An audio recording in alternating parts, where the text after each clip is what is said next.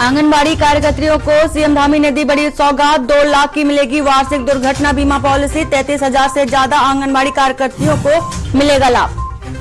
सरकार की लोक कल्याणकारी योजनाओं और नीतियों को फ्लैग ऑफ। सीएम धामी ने रथ यात्रा को हरी झंडी दिखाकर किया रवाना। वाहन से किया जाएगा योजनाओं का प्रचार। अखिलेश का उत्तराखंड में चुनावी दौरा। इसी महीने बदले तेवर के साथ मैदान में उतर रही सपा रैली के जरिए भरेंगे चुनावी हुक्का।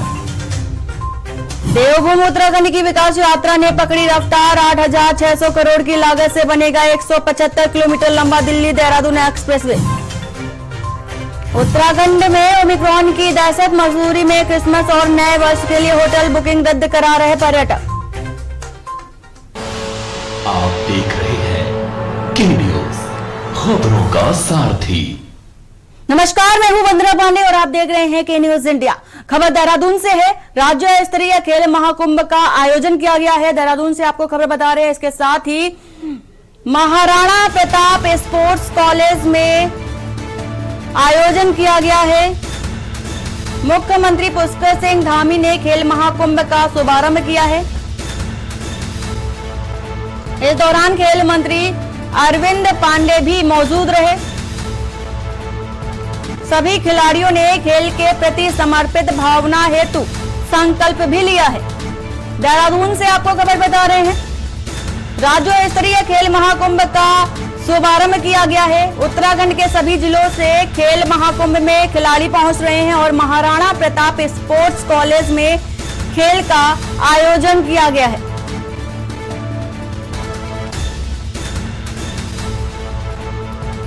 देहरादून से आपको खबर बता रहे हैं। महाराणा प्रताप स्पोर्ट्स कॉलेज में खेल का आयोजन किया गया है।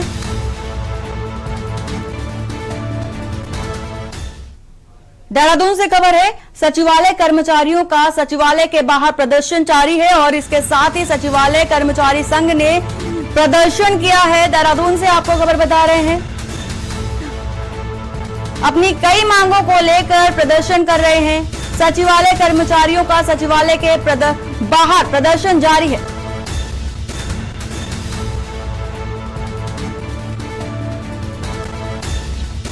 सचिवालय कर्मचारियों का सचिवालय के बाहर प्रदर्शन जारी है।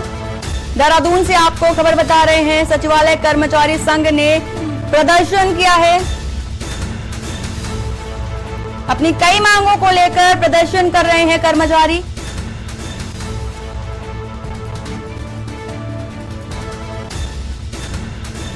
देहरादून से आपको खबर बता रहे हैं। सचिवालय कर्मचारियों का सचिवालय के बाहर ही प्रदर्शन जारी है।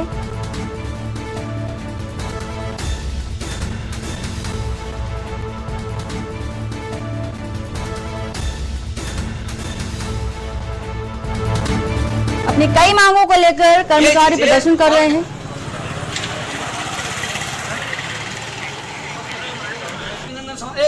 डोईवाला से खबर है। यूकेडी का क्रमिक अनशन जारी है। डोईवाला से आपको खबर बता रहे हैं। यूकेडी का क्रमिक अनशन जारी है। सामुदायिक स्वास्थ्य केंद्र को पीपीपी मोड से हटाने की मांग की है। मांग को लेकर यूकेडी का क्रमिक अनशन अभी भी जारी है। धरना स्थल पर 90 वर्षीय गिरधारी लाल नैथानी भी धरना दे रहे हैं और यूकेडी का क्रमिक अनशन लगातार जारी है। सामुदायिक स्वास्थ्य केंद्र को पीपीपी मोड से हटाने की मांग की है। यूकेडी नेताओं ने पीपीपी मॉडल का विरोध जताया है और कहा है कि पीपीपी मॉडल नहीं सरकारी नियंत्रण में हॉस्पिटल की सुविधाएं हों।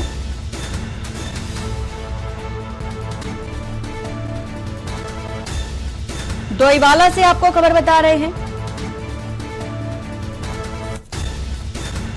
पीपीपी मॉडल को हटाए जाने की मांग है और मांग को लेकर यूकेडी का क्रमिक अनशन जारी है।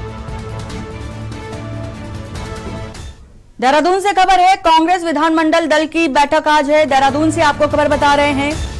बैठक में हिस्सा लेंगे गोदियाल। राहुल गांधी के जनसभा की तैयारी भी तेज हो गई है और तैयारी को लेकर हिस्सा लेंगे गणेश गोदियाल और विधानसभा भवन में आयोजित होनी है बैठक।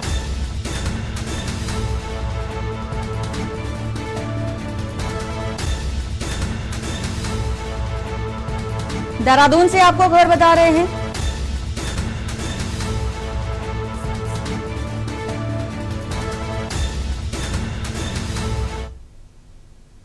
खबर मंगलौर से है, जहां उत्तराखंड राज्य में ग्रामीण क्षेत्रों के बच्चों की प्रतिभा को निखारने और कबड्डी खेलों को बढ़ावा देने के लिए हरिद्वार क्षेत्र के ग्रामीण क्षेत्र नासन मंगलौर में सब जूनियर कबड्डी का आयोजन किया गया है, जिसमें प्रदेश के अलग अलग जिलों से लड़के व लड़कियों की टीम ने भाग लिया है।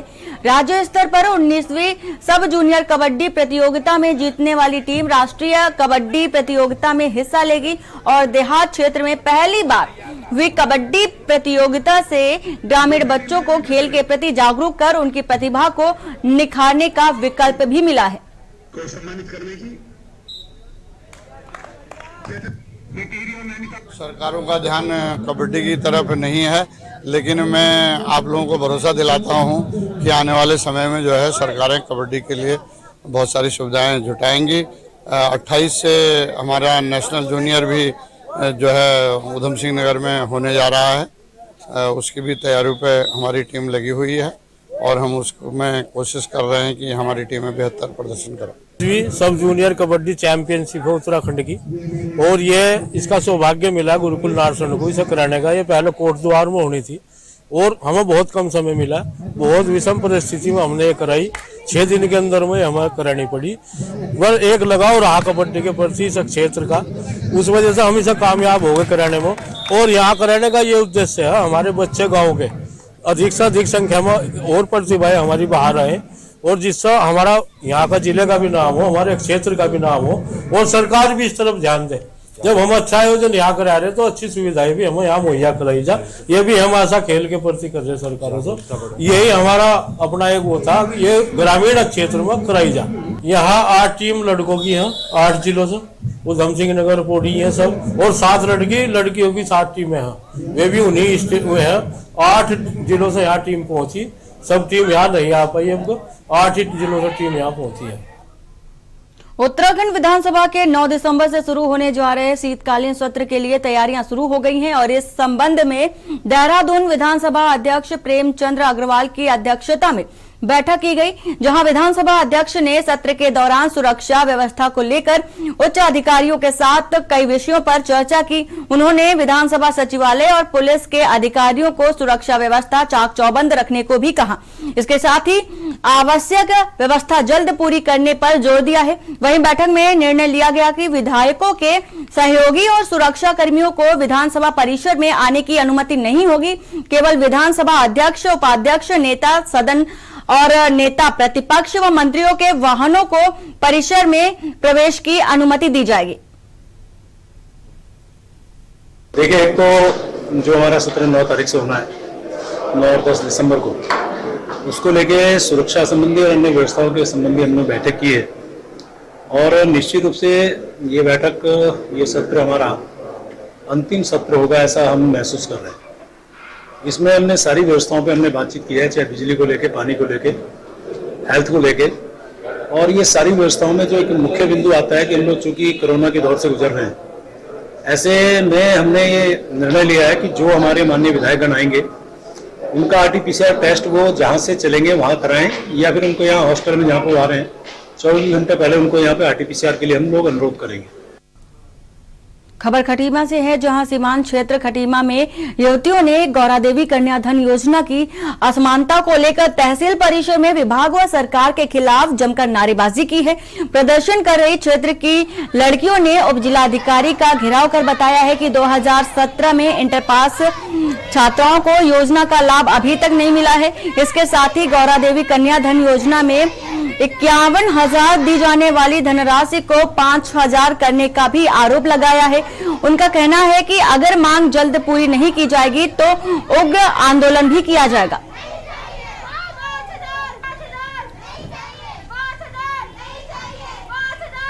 जो कि हमें तहत जियो के हिसाब से हमें 5,000 रुपए की धनराशि दी जा रही, उससे हम संतुष्ट नहीं है। हमें 2018-19 वालों को जो 51,000 की धनराशि दी गई है, हमें उस धनराशि से सहमत हुए। जब सभी को 51,000 की दी जा रही तो हमें भी 17 वालों को भी 51,000 की धनराशि देना चाहिए, ना कि हमारे साथ भेदभाव किया जाए। इस 5,000 की अगर आपकी मांगे पूरी नहीं होती तो? हमारी मांगे पूरी नहीं होती है तो हम विरोध करेंगे, धरना धरेंगे। योजना करते हैं जो सन 2000 कन्याओं मतलब सन 2017 वाली कन्याएं हैं जो गौरानंदन देवी की मतलब अपनी मांगे पूरी करें, जबकि बहुत सारी छात्र छात्राओं को 51,000 की धनराशि प्राप्त हुई है और कुछ छात्र छात्राओं की धनराशि प्राप्त नहीं हुई है। उनकी फॉर्म में मतलब 5,000 की धनराशि भरने की योजना आई है, जो कि छात्राएं असंतुष्ट है इस धनराशि से। हम सरकार से यही मांग करना चाहते हैं कि हमें हमारे साथ भेदभाव नहीं होना चाहिए। जब से सभी छात्र छात्राओं के साथ 51,000 की धनराशि प्राप्त हो रही है, सभी छात्र छात्राओं के साथ समान रूप से धनराशि प्राप्त होनी चाहिए। और इसी बीच देहरादून से खबर आ रही है। देहरादून से आपको खबर बता रहे हैं, राहुल गांधी के आगमन को लेकर तैयारियां तेज हो गई हैं। देहरादून से आपको खबर बता रहे हैं, राहुल गांधी के देहरादून दौरे की तैयारियां शुरू हो चुकी हैं। कांग्रेस प्रदेश मुख्यालय में राहुल गांधी की बैठक शुरू हुई है और गणेश गोदियाल और देवेंद्र यादव की अध्यक्षता में बैठक जारी है। महानगर और पार्टी के तमाम पदाधिकारी बैठक में मौजूद हैं।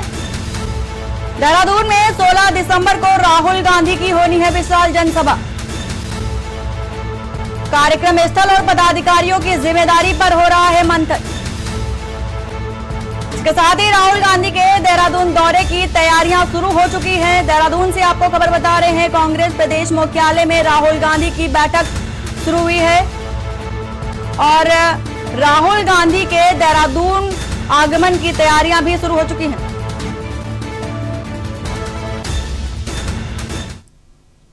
खबर डोईवाला से है, जहां पूर्व मुख्यमंत्री और डोईवाला के विधायक त्रिवेंद्र सिंह रावत का रानीपोखरी में स्वागत हुआ।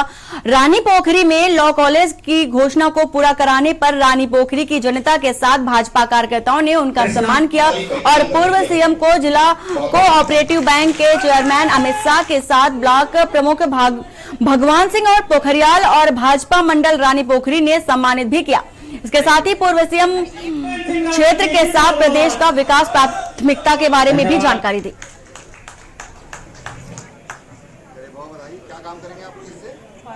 ये जो पूर्व मुख्यमंत्री आदरणीय त्रिवेंद्र सिंह रावत जी के समय में ये पंडित दीनदयाल किसान कल्याण योजना चलाई गई थी, उसमें महिलाएं, कृषक सभी को 0% इंटरेस्ट में लोन देने के लिए बैंक के माध्यम से और सोसाइटी के माध्यम से हमने कम से 100 लोगों को ये चेक वितरण किए हैं, तो जिससे महिलाएं अपना स्वरोजगार कर सके। कोई मसाला कूटने का कार्य कर रही है, कोई कलर बनाने का कार्य कर रही है, कोई ब्यूटी पार्लर खोल रही है, वो महिलाएं स्वावलंबी हो सके, उसमें ये उपलक्ष्य में ये ऋण बांटा गया है। लोग कोर्ट चले गए थे, उसके कारण थोड़ा सा उसमें दिक्कत हुई, लेकिन अब उसका काम सुचारू रूप से प्रारंभ हो जाएगा। इससे हमारे इस क्षेत्र का विकास तो होगा ही, साथ में यहाँ पर जो बच्चे अच्छे लॉ कॉलेज के लिए बाहर जाते हैं, राज्य से बाहर जाते हैं, तो उनको भी यहाँ पर अवसर होगा कि वो यहाँ से अपनी तैयारी करें और नेशनल लॉ यूनिवर्सिटी से कानून की पढ़ाई करें। खबर पौड़ी से है, जहां एनएसयूआई ने 6 सूत्रीय मांगों को लेकर विधानसभा का घेराव किया जाने का प्रस्तावित किया है और इसके साथ ही जिसको लेकर एनएसयूआई के जिला अध्यक्ष गौरव सागर के नेतृत्व में मंडल मुख्यालय पौड़ी के एजेंसी चौक स्थित कांग्रेस कार्यालय में एनएसयूआई पौड़ी द्वारा प्रेस वार्ता की गई। प्रेस वार्ता के दौरान एनएसयूआई के कार्यकर्ताओं ने कहा कि जिलाध्यक्ष गौरव सागर ने इस पर कहा कि नई शिक्षा नीति वापस लेने, शिक्षा व सरकारी उपक्रमों के निजीकरण बंद करने, परीक्षा में हो रही घोटालों सहित कई मुद्दों को लेकर ये प्रेस वार्ता की गई है।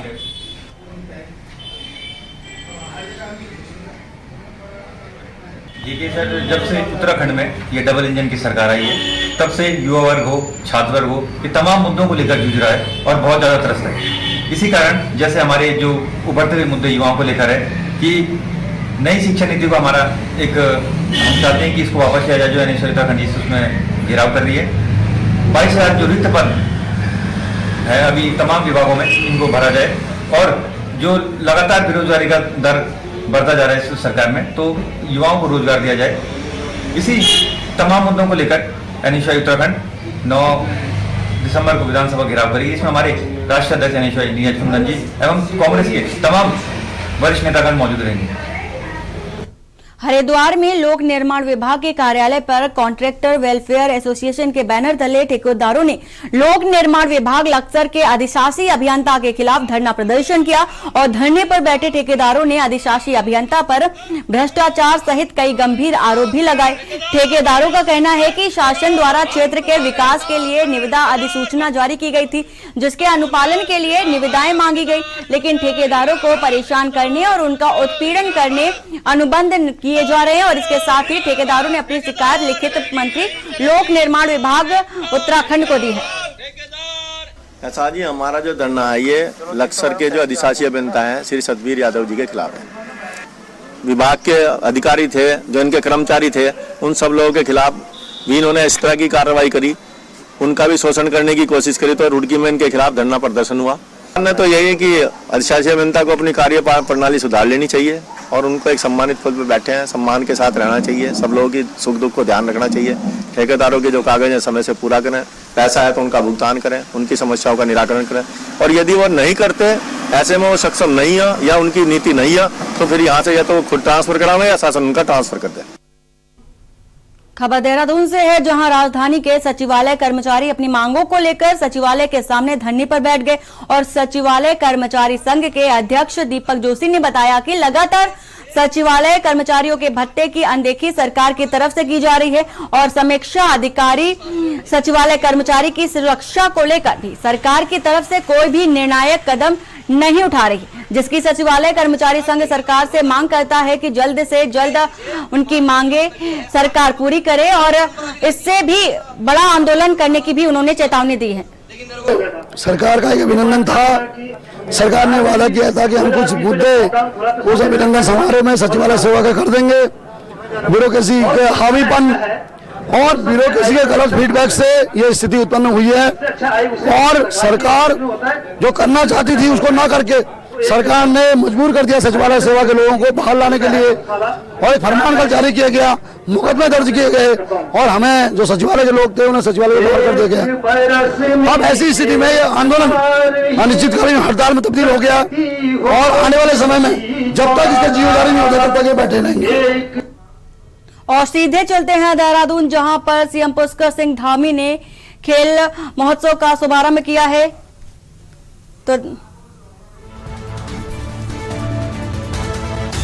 तो महाराणा प्रताप ग्राउंड पर पहुंचे हैं सीएम पुष्कर सिंह धामी और खेल उत्सव का शुभारंभ किया है।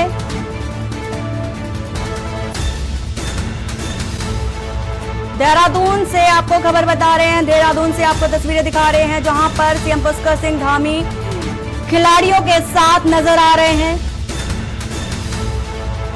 राज्य स्तरीय खेल प्रतियोगिता का शुभारंभ कर रहे हैं सीएम पुष्कर सिंह धामी और जो खिलाड़ी हैं उनके मनोबल को बढ़ाने के लिए इस प्रतियोगिता का आयोजन किया जा रहा है।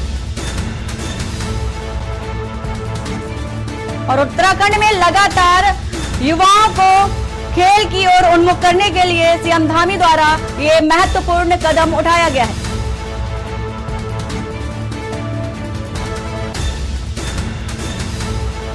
राज्य स्तरीय खेल महाकुंभ 2021 का उद्घाटन किया गया है। वक्त हो चला एक छोटे से ब्रेक का, जल्द हाजिर होते हैं। आप देख रहे हैं के न्यूज, खबरों का सारथी।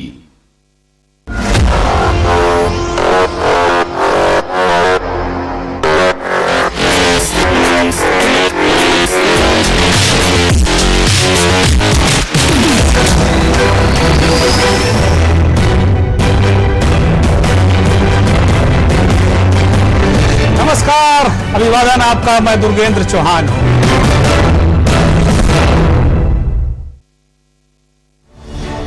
उत्तराखंड सरकार ने प्रदेश में अखरोट की खेती को बढ़ावा देने के लिए 6000 फीट से ऊपर के लगभग 200 वन पंचायतों में अखरोट की पौधरोपण और बड़ी बड़ी वॉलनट प्लांट्स की नर्सरी तैयार की है। राज्य सरकार का लक्ष्य है पहाड़ के किसानों में आमदनी की वृद्धि और खुशहाली के नए रास्ते खुले। अल्मोड़ा, रानीखेत, गैरसैंण, कपकोट, मसूरी सहित कई इलाकों में उच्च क्वालिटी के अखरोट की पैदावार बढ़ाने के लिए उत्तराखंड जायका वानिकी परियोजना के साथ मिलकर प्रदेश सरकार बड़ी संख्या में किसानों को अखरोट की खेती से जोड़ रही है। हम इसलिए बढ़ा रहे हैं कि हमारी आमदनी बढ़े। अगर ऐसी उम्मीद है कि जल्दी फल आ जाएगा, 5 साल या 3 साल जब भी आएगा, तो उससे हमारी आमदनी बढ़ने का स्रोत है। प्रदेश सरकार की दूरदर्शी सोच का नतीजा है कि अब तक प्रदेश में रिकॉर्ड संख्या में बेहतरीन पौधों की नर्सरी तैयार की जा रही है। सिंचाई के लिए जल स्रोतों को तैयार किया जा रहा है और महिलाओं को खास तौर पर अखरोट के पौध के रोपण और रखरखाव की ट्रेनिंग दी जा रही है। प्रदेश में 4000 किसान 26,000 से ज्यादा पौधों के जरिए आज वॉलनट फार्मिंग कर रहे हैं। अखरोट उत्पादन के क्षेत्र में उत्तराखंड को नंबर 1 बनाने और किसानों की आमदनी में बढ़ोतरी कर उन्हें समृद्ध बनाने की दिशा में आगे बढ़ रही है उत्तराखंड सरकार। धामी सरकार का यही प्रयास किसानों का हो चहुमुखी विकास। जुबान के लिए उड़ चला गैरों की ज़मीं पर, खुशबू अपने पन की ढूंढता। दूर कितना भी जा, इस जुबान से दूर ना जा पाओगे। रुमन, बोलो जुबान केसरी। आप देख रहे हैं के न्यूज, खबरों का सारथी। ब्रेक के बाद आपका स्वागत है और सीधे चलते हैं उत्तर प्रदेश के लखनऊ, जहां पर कांग्रेस की महासचिव प्रियंका गांधी क्या कुछ कह रही हैं, आज सुनते हैं। महिलाओं के लिए हम बनवाएंगे, परिवार में पैदा होने वाली प्रत्येक बालिका के लिए एक एफडी सावधि जमा बनवाई जाएगी। घरेलू हिंसा और नशे से निपटने के लिए प्रशिक्षित सामाजिक कार्यकर्ता की नई योजना बनेगी, जिससे जिन महिलाओं को घरेलू हिंसा का सामना करना पड़ता है उन्हें समर्थन मिले, उनके लिए एक पॉइंट हो जहां वो जा सकती हैं, मदद मांग सकती हैं, जहां पे दूसरी महिलाएं उनको ठीक तरह से समझा सकती हैं और जो उनके हक हैं उनसे अवगत कर सकती हैं और उनके जो अधिकार हैं और जो लीगल टर्म्स हैं। सुरक्षा के लिए मुझे कहने की जरूरत ही नहीं है, शायद सबको मालूम है कि उत्तर प्रदेश में महिलाओं की सुरक्षा की क्या हालात है। यहाँ पे एक ऐसा दिन नहीं बीतता जहां कोई महिला मेरे पास आती है और मुझे कहती है कि उसके साथ कितना अत्याचार हुआ है और कितना शोषण हुआ है। एक दिन नहीं बीतता, हर रोज कोई ना कोई आके कहता है कि मेरे साथ ये हुआ है। न प्रशासन से मदद मिल रही है, न पुलिस से मिल रही है। और अधिकतर केसेस में हमने देखा है कि प्रशासन और पुलिस मदद अपराधियों की करती है, क्योंकि अपराधी ज्यादातर सत्ताधारी होता है या फिर जो सत्ता में है उनके साथ उनका कोई रिलेशनशिप होता है या उनकी जान पहचान के होते हैं। तो हमने बार बार ये देखा है। तो हम चाहते हैं कि महिला सुरक्षा के लिए कुछ ऐसे स्टेप्स लिए जाएं जिससे ये चीजें, इनमें सख्ती आए। उसके लिए पुलिस बल में 25% महिलाओं को नौकरियां देने का हमने घोषणा की है और हर थाने में महिला कांस्टेबल होनी चाहिए। बलात्कार जैसे अपराध की शिकायत के 10 दिन में यदि अत्याचार अधिनियम की धारा 4 का पालन न हो तो अधिकारी के निलंबन का एक कानून बनाया जाएगा, क्योंकि हमने ज्यादातर केस ऐसे देखे हैं जहां पे एफआईआर दर्ज नहीं किया जा रहा है क्योंकि साठगांठ होती है, या फिर जैसे मैंने कहा जिसने अत्याचार किया है उसका सत्ता के साथ कोई एक्सेस होता है तो पुलिस एफआईआर दर्ज नहीं करती। तो इसमें हम चाहते हैं कि एक कानून बनाया जाए कि ऐसे केसेस जो हैं इसमें अगर किसी ने एफआईआर दर्ज नहीं किया तो उसके खिलाफ कार्रवाई की जाएगी। घरेलू हिंसा और नशे के लिए मैंने पहले ही कहा। सुरक्षा के लिए और विशेष अधिकार प्राप्त आयोग का गठन, जिसमें 6 महिलाएं होंगी, 2 न्यायाधीश, 2 सामाजिक कार्यकर्ता और 2 सरकारी अधिकारी। ये पीड़िता और परिवार के आरोपी या प्रशासन द्वारा शोषण और डराने धमकाने जैसे मामलों में कार्रवाई करेंगी। हर जिले में महिला पीड़ितों के लिए मुफ्त कानूनी सहायता हेतु 3 सदस्यीय विशेष कानूनी प्रकोष्ठ का गठन किया जाएगा। तो हर जिला में एक ऐसा प्रकोष्ठ होगा, हर जिले में, जहां आपको कानूनी सहायता मुफ्त मिल सके और आपको कानूनी सलाह मिल सके अगर आप पर इस तरह के अत्याचार किए गए हैं। सेहत के लिए जैसे हमने पहले भी ऐलान किया है, कोई भी बीमारी हो तो 10 लाख रुपए तक सरकारी इलाज मुफ्त किया जाएगा। इसके साथ साथ ग्रामीण और शहरी क्षेत्रों में नए स्वास्थ्य केंद्र खोले जाएंगे। पीएचसी और सीएचसी को मजबूत किया जाने के लिए अस्पतालों, विश्वविद्यालयों और विद्यालयों में मासिक धर्म से संबंधित वस्तुओं और दवाओं की मुफ्त आपूर्ति होगी। महिलाओं को स्वास्थ्य संबंधी चिकित्सा के लिए प्रत्येक पीएचसी में एक अलग महिलाओं द्वारा संचालित स्वास्थ्य शक्ति केंद्र दिया जाएगा, बनाया जाएगा खास महिलाओं के लिए, जहां पे सिर्फ महिला उसको संचालित करेंगी और वहां महिला डॉक्टर भी उपलब्ध होंगी। तो ये स्वास्थ्य के लिए थी। ये मोटी है जो हमने पॉइंट्स हमने अपनी घोषणा पत्र में डाले हैं, लेकिन इससे ज्यादा भी बहुत सारी ऐसी, ये हमारा घोषणा पत्र है।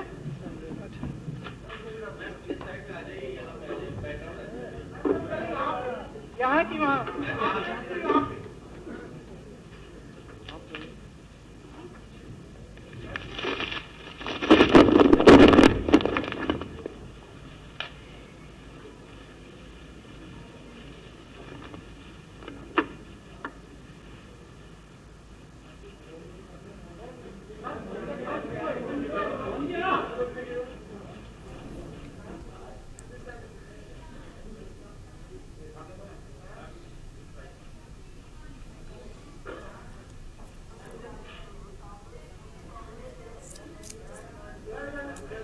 तो अभी आप कांग्रेस महासचिव प्रियंका गांधी को सुन रहे थे। उन्होंने महिलाओं को लेकर घोषणा पत्र जारी किया है। बाकायदा वो दिखा भी रही हैं घोषणा पत्र को, महिला शक्ति विधान के तौर पर आप देख सकते हैं बुकलेट्स को। और इसके साथ ही उन्होंने महिलाओं को लेकर कई अहम बातें भी कही हैं, कई स्वास्थ्य को लेकर भी उन्होंने चर्चा की, महिला सुरक्षा को लेकर भी उन्होंने चर्चा की। इसके साथ ही उन्होंने अगर बात करें स्वास्थ्य से संबंधित चीजों की, तो उन्होंने सीएचसी और पीएचसी को लेकर के प्रमुख रूप से जोर देने को कहा और कहा कि पीएचसी में खास तौर पर महिलाओं को ही रखा जाएगा और महिला ही उस वार्ड को संभालेंगी, महिला का इलाज। कांग्रेस की राष्ट्रीय अध्यक्ष नेता डिसूजा जी हैं, वो जरूर इस बात को बोले, क्योंकि उत्तर प्रदेश में हमने ये बड़ी पहल करी है, पर बाकी देश में भी इसके बारे में काफी सुगबुगाहट है। तो नेताजी आपसे आग्रह है कि इस बड़ी पहल का, इस सशक्तिकरण के बारे में जरूर बोले। थैंक यू सुप्रिया जी। उत्तर प्रदेश में जो प्रियंका गांधी जी ने जो पहल लिया है 40% रिजर्वेशन महिलाओं के लिए, संगठन के अंदर की बात है। कांग्रेस पार्टी के 40% टिकट महिलाओं को दिया जा रहा है। उत्तर प्रदेश की महिलाएं तो बहुत ही भाग्यशाली है और आवाज पूरे देश से उठ रही है। अब आज जो मैनिफेस्टो यहाँ पे जो रिलीज हुआ है, आप सभी पत्रकार भाइयों ने देख ही लिया होगा, सुन ही लिया होगा। आपके अंतरात्मा। तो अभी आप सुन रहे थे प्रियंका गांधी को, जिन्होंने महिलाओं पर जोर दिया। इसके साथ ही 40% टिकट महिलाओं को दिए जाने की भी बात कही। इसके साथ ही उन्होंने स्वास्थ्य को लेकर भी कई अहम बातें कही। सीएचसी पीएचसी को लेकर भी उन्होंने कहा कि इस पर खासतौर पर जोर दिया जाएगा और महिलाओं को ही पीएचसी में रखा जाएगा ज्यादातर। और इसके साथ ही महिलाओं को लेकर कई घोषणाएं भी की हैं प्रियंका गांधी ने। बुलेटिन में फिलहाल इतना ही। बाकी की खबरों के लिए बने रहिए आप के न्यूज़ इंडिया के साथ। नमस्कार।